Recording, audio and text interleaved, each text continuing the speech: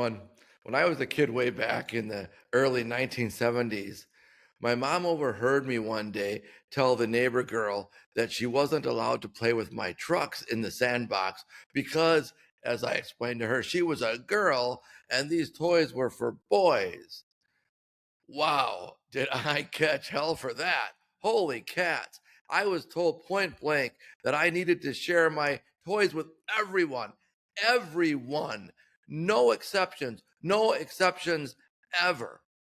And when two Vietnamese families moved into the neighborhood as part of the Vietnamese refugee resettlement program back at that time, we were told to invite those kids into our kickball games at school. And even though they didn't really know the rules and they spoke very little English, we were just expected to figure it out, to bring them in and figure it out and teach them.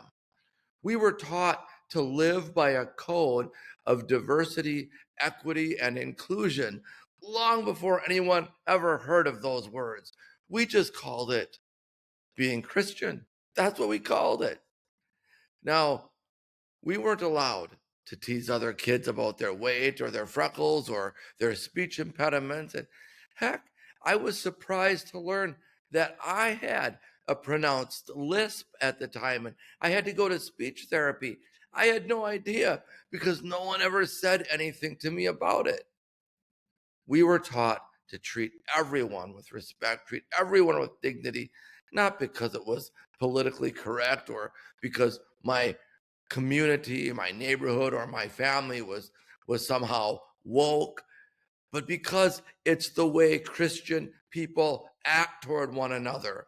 It's what we do. Jesus loves others regardless of their differences, and thus that's the way we're asked to live as well. In the gospel this weekend, the crowd brings a man who's different, a man who's deaf, a man who has a speech impediment. They bring him to Jesus. This is a man who would have been cast to the margins of society. He would have been pushed away. Jesus responds by showing us how to treat someone who's different from us. First, though, let's look at what he doesn't do. Jesus doesn't call him cruel names. Jesus doesn't mock him. Jesus doesn't ridicule him. Jesus doesn't seek to wall the man out or send him away.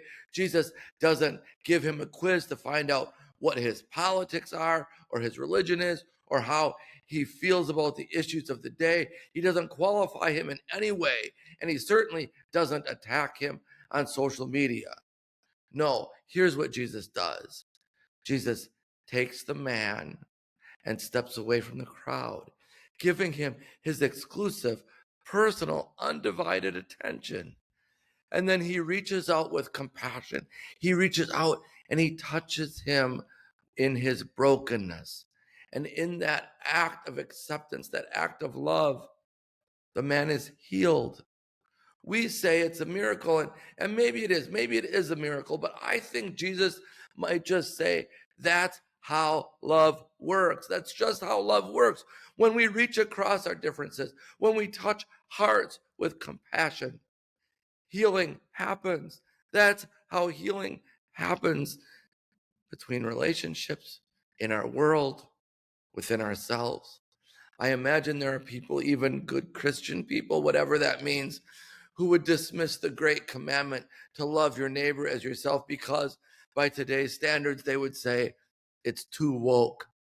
Or they might argue that the gospel itself is too DEI or too politically correct. And you know what? I don't know anything about that. And frankly, I'm not interested in any of that. All I know is that Jesus valued the sacred dignity of every human person,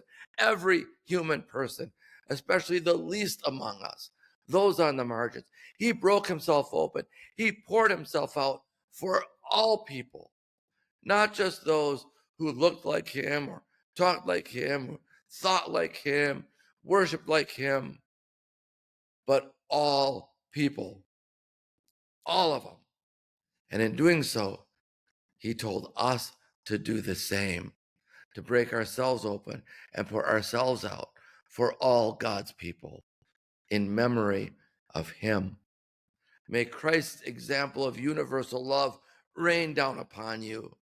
May Christ's example of universal love stir the heart within you. May Christ's example of universal love flow into the world through you. Peace be with you. Have a great week.